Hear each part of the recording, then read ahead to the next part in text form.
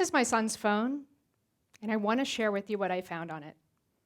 He was writing a book, and this was his introduction. One cannot truly know if they are strong enough to withstand a great challenge until life seizes and pushes you into the coals of suffering. At this point, one has two very different options. One can either let their new environment consume and destroy them, or allow the intense conditions of their new environment to reforge them into something much stronger than before. You may be wondering why I have my son's phone, and why would a 23-year-old be writing about life challenges and resiliency? Well, you see, my son Jack no longer needs this phone. He passed away after a brutal 9-month battle with glioblastoma, an insidious brain cancer. We went from celebrating his college graduation and the life that he was poised to take to sitting by his bedside, where I felt completely helpless. Helpless to protect him from all that was transpiring. He suffered excruciating pain. He had meningitis. He learned how to walk not once, but twice. He went through chemo and radiation, and in total he had 12 brain surgeries.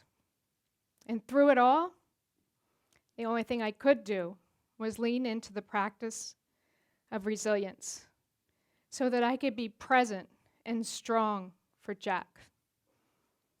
I am humbled by how he faced everything with bravery and courage. Days before he transitioned, he was asked, "Are you afraid to die?" His reply, "Whatever could there be to be afraid of?"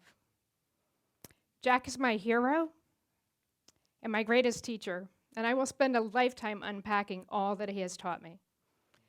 He taught us all a new way to live life.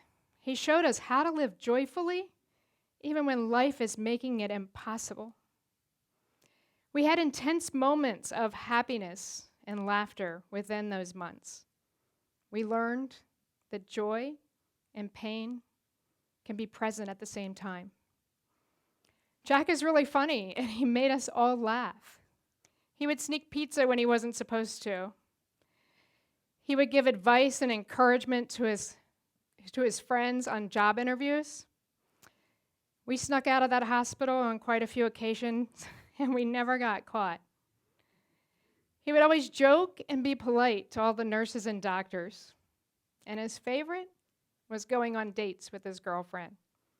And he even proposed from his hospital bed, and she said yes. He taught us all to live to our full potential, to always follow our hearts, and to love fiercely, and to not ever care what anyone else thinks. Well, in the moment, we thought we were Jack's rocks to lean on. We later learned that he was our rock that held us steady every single day.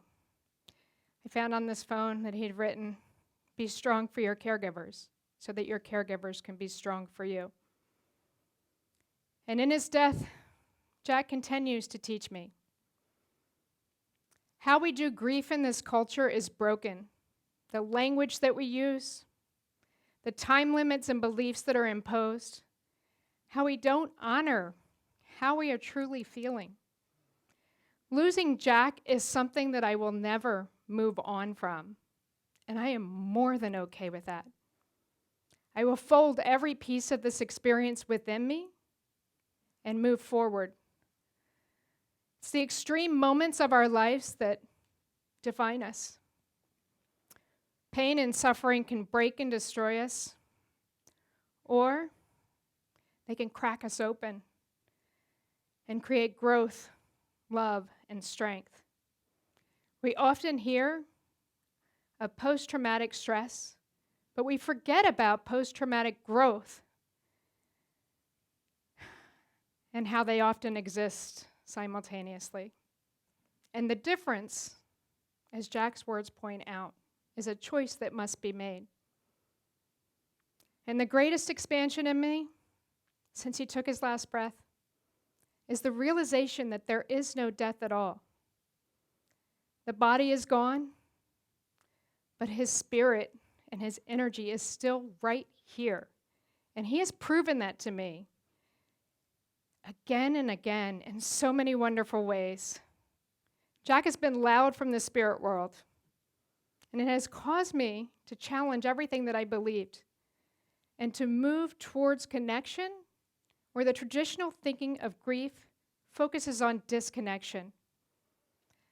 Jack wants us all to know that there is no death and to awaken to who and what we really are. When Jack was writing these words on this phone,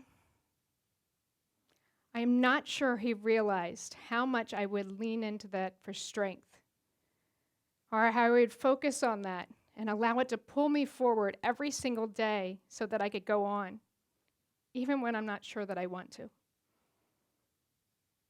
Or maybe my son knew exactly how they would help me.